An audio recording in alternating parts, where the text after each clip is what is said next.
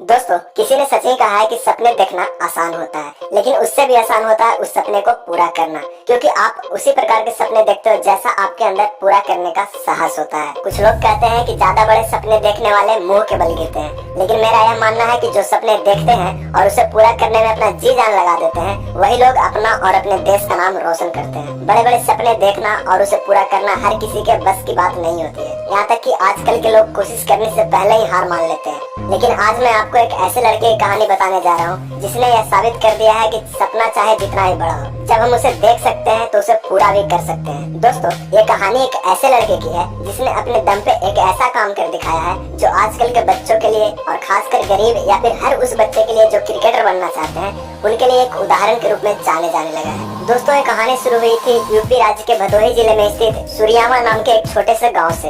एक छोटे से गांव का लड़का एक दिन टीवी पे क्रिकेट देख रहा था और उसी दिन सचिन तेंदुलकर की बैटिंग देख करके उसके भी दिल में एक क्रिकेटर बनने का सपना जगा और धीरे धीरे करके क्रिकेट के प्रति दिलचस्पी और भी बढ़ता चला गया। और उस लड़के ने एक दिन ठान ही लिया कि मुझे भी एक क्रिकेटर बनना है। लेकिन ये सपना पूरा करना इतना आसान नहीं था, क्योंकि हर मोड़ पे ठोकर थी और रास्ते में सिर्फ कांटे थे। लेकिन फिर भी उस लड़के ने हिम्मत नहीं हारी और अपना सपना पूरा करके दिखाया। तो चलिए जानते हैं कि उस लड़के ने अपना सपना पूरा कैसे किया। दोस्तों, ये कहानी है यशस्वी जायसवाल की। आज यशस्वी जायसवाल को कौन नहीं जानता, और ये एक ऐसी कहानी है जो आपको अपने सपने को साकार करने में काफी मदद कर सकती है। तो इस कहानी को पूरा ध्यान से सुनिएगा और समझने की कोशिश कीजिएगा। इस कहानी को सुनने के बाद आप मोटिवेट तो होंगे ही, हो सकता है इस कहानी को सुनने के बाद आपका भी जीवन बदल जाए, क्योंकि ऐसी छोटी छोटी कहानियां हमारे सपने को साकार करने में काफी मदद करती है।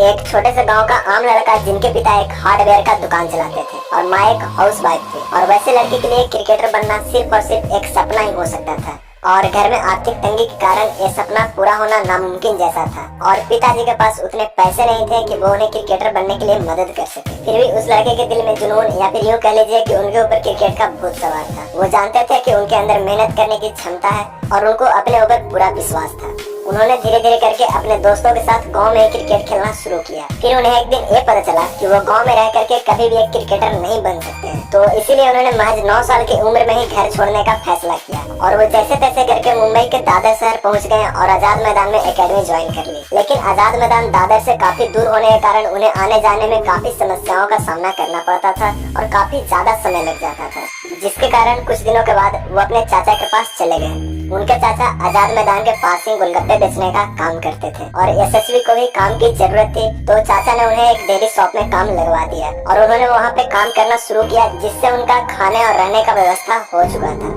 परंतु मात्र 10 साल की उम्र में प्रैक्टिस के साथ साथ काम करना बहुत ही मुश्किल होता था। वो प्रैक्टिस करने के बाद काफी थक जाते थे, जिसके कारण उनसे काम नहीं हो पाता था, और इसी कारण से दुकानदार ने एक दिन गुस्से में आकर के उन्हें काम से निकाल दिया। और फिर वो अपने चाचा के पास गए और चाचा के साथ रह करके ही गोलगप्पे बेचने का फैसला किया।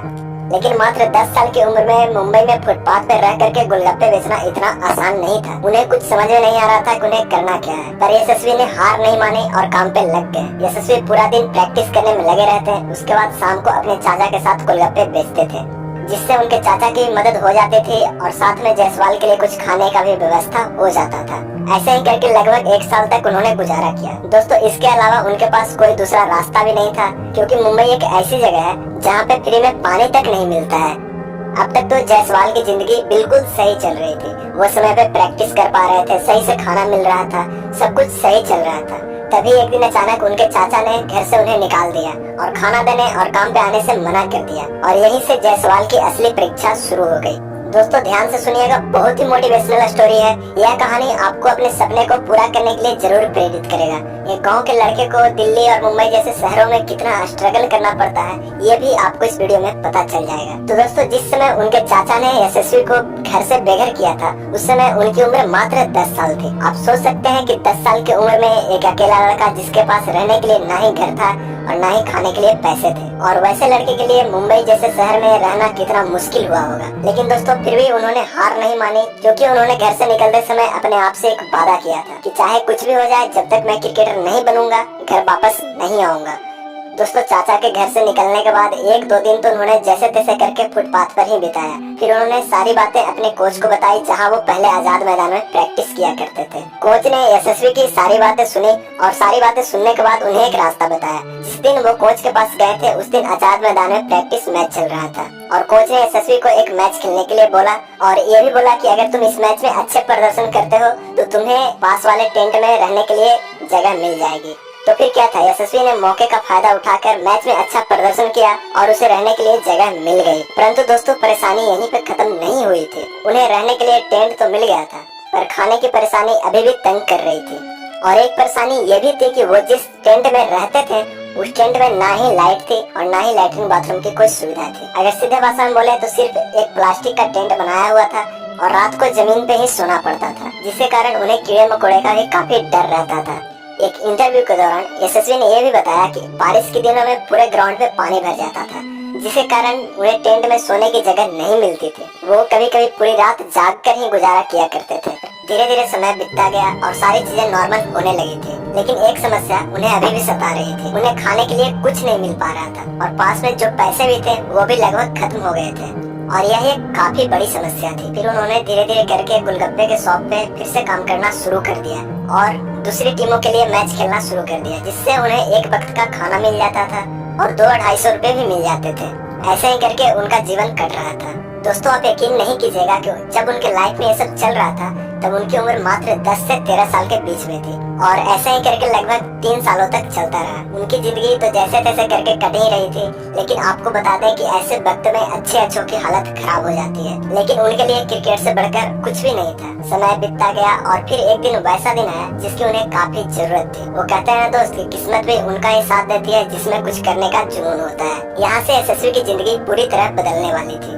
आगे की कहानी बहुत ही ध्यान से सुनिएगा, क्योंकि ये एक ऐसी कहानी है जो आपको कभी भी डिमोटिवेट होने नहीं देगी। अगर आप एक क्रिकेट प्लेयर हैं तो लाइफ में कभी भी डिमोटिवेट होते हैं तो इस कहानी को हमेशा सुनिएगा। एक दिन यशस्वी जायसवाल आजाद मैदान में ही एक प्रैक्टिस मैच खेल रहे थे और वो अपने ही अंदाज में चौके छक्के और दर्शनीय शॉट लगा रहे थे। और उसी दिन ज्वाला सिंह नाम के एक कोच अपने दोस्त से मिलने आजाद मैदान आए हुए थे। तभी अचानक उनकी नजर जायसवाल में पड़ी और उनकी निगाहें पूरे मैच में जायसवाल पे ही टिकी रही। मैच खत्म होने के बाद ज्वाला सिंह ने जायसवाल को अपने पास बुलाया और बहुत ही प्यार से पूछा, बेटा तेरा नाम क्या है? तो जायसवाल ने उतनी ही सरलता से अपना नाम बताया और फिर उन्होंने जायसवाल से पूछा कि तुम रहते कहाँ हो? तो जायसवाल ने पूरे कॉन्फिडेंस के साथ बोला कि सर मैं कहीं भी रह लेता हूँ, फिलहाल तो अभी टेंट में रह रहा हूँ। फिर उनका घर पता और सारी स्टोरी जानने के बाद ज्वाला सिंह थोड़े इमोशनल हो गए, क्योंकि ज्वाला सिंह भी एक क्रिकेटर ही बनना चाहते थे और वो भी जायसवाल की तरह उत्तर प्रदेश से मुंबई क्रिकेट सीखने के लिए आए थे। लेकिन वो क्रिकेटर नहीं बन पाए तो उन्होंने एक एकेडमी खोल करके बच्चों को क्रिकेट सिखाना शुरू कर दिया। दोस्तों, दोनों की कहानी बिल्कुल एक जैसी थी, जिसके कारण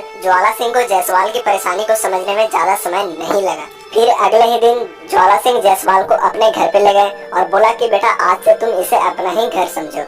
और ज्वाला सिंह ने उन्हें अपने ही घर में रहने के लिए सारी व्यवस्था कर दी और अब यशस्वी आजाद मैदान को छोड़कर ज्वाला सिंह यहाँ प्रैक्टिस करने लगे। दोस्तों, आपको बता दें कि ज्वाला सिंह की एकेडमी का नाम MCC यानी कि मुंबई क्रिकेट क्लब है और इनका एकेडमी आजाद मैदान में नहीं बल्कि सांता क्रूज में चलता है। फिर दोस्तों, अच्छे खाने और अच्छे रहन सहन की वजह से उनके खेल पे भी काफी प्रभाव पड़ा, जिसके कारण उनके प्रदर्शन में भी काफी सुधार आया।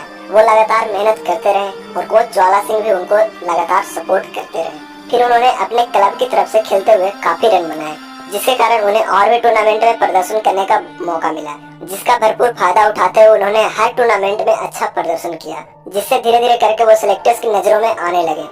दोस्तों, आपको बता दें कि जायसवाल अपनी लाइफ में कभी भी स्कूल नहीं जा पाए, लेकिन उन्हें पढ़ाई की काफी जरूरत थी। पर दिन में तो उन्हें प्रैक्टिस के कारण उन्हें छुट्टी नहीं मिल पाता था, तो वो क्या करते थे कि वो पूरा दिन प्रैक्टिस करने के बाद रात को ट्यूशन लिया करते थे। उनके पास आज भी पढ़ाई का कोई भी डिग्री नहीं है, क्योंकि उन्होंने पढ़ाई से ज्यादा सिर्फ और सिर्फ क्रिकेट को समय दिया है। और यही कारण है कि घरेलू क्रिकेट में उन्होंने काफी सारे रिकॉर्ड अपने नाम किए हैं, जैसे कि मात्र 14 साल की उम्र में 2015 के एक लाइमलाइट मैच में 319 रन नवाद और 99 रन देकर के 13 विकेट झटक करके एक नया वर्ल्ड रिकॉर्ड बनाया। और इस प्रदर्शन के बाद उनका सिलेक्शन अंडर 16 टीम में हो गया। दोस्तों, लगातार अच्छे प्रदर्शन करने के बाद जायसवाल 2018 में अंडर 19 एशिया कप में सबसे ज्यादा स्कोर करने वाले खिलाड़ी भी रहे, जिसमें उन्होंने 318 रन बनाकर इंडिया अंडर 19 टीम को चैंपियन भी बनाया था और 2019 के अंडर 19 वर्ल्ड कप टूर्नामेंट के सबसे बेहतरीन खिलाड़ी भी रहे। दोस्तों, उन्होंने सीनियर लेवल पे भी काफी ज्यादा रन बनाए हैं, जैसे कि विजय हजारे ट्रॉफी में झारखंड के खिलाफ मात्र 154 गेंदों में 203 रन बना करके दोहरा शतक बनाने वाले सबसे यंग खिलाड़ी बन गए। और फिर आईपीएल में उन्हें राजस्थान की टीम ने 2.4 करोड़ रुपए दे करके उन्हें अपने टीम में शामिल कर लिया। और दोस्तों उम्मीद यही है कि वो इंडियन टीम के लिए खेलें और अपने देश का नाम रोशन करें। दोस्तों ऐसे तो मैं हमेशा से ही धोनी सर को अपना आइडियल मानता हूँ, लेकिन इस खिलाड़ी ने और इसकी कहानी ने हमें आगे बढ़ने की एक नई उम्मीद दे दी है। इस खिलाड़ी ने हमें यही सिखाया कि रास्ते चाहे जितने भी कठिन हो, अपने मंजिल को पाना कभी नामुमकिन नहीं होता है। दोस्तों वीडियो के अंत में मैं आपसे कुछ बातें कहना चाहता हूँ। आज जायसवाल जैसे न जाने कितने खिलाड़ी स्ट्रगल कर रहे हैं। अगर कोई वैसा व्यक्ति है जिसके पास गरीब खिलाड़ियों को मदद करने के लिए कोई रास्ता है, तो प्लीज मेरी आपसे एक रिक्वेस्ट है कि आप रियल और टैलेंटेड खिलाड़ियों को आगे बढ़ाने में जरूर मदद करें, क्योंकि अगर आप किसी भी बच्चे की मदद करते हैं तो आप उसकी नजरों में ऊपर वाले से बढ़कर के हो जाते हैं। तो दोस्तों आज की इस वीडियो में मैं आपको लाइक और सब्सक्राइब करने को बिल्कुल नहीं कहूँगा, पर आपसे एक रिक्वेस्ट जरूर करूंगा कि इस वीडियो को हो सके तो वैसे लोगों के पास जरूर शेयर करें जो एक क्रिकेटर बनना चाहते हैं, ताकि उनका भी मदद हो सके और उनके अंदर एक नया हौसला जाग सके। मुझे उम्मीद है कि आप शेयर जरूर कीजिएगा। तो आज की वीडियो में बस इतना ही, मिलते हैं अगले वीडियो में। तब तक के लिए जय जवान जय किसान।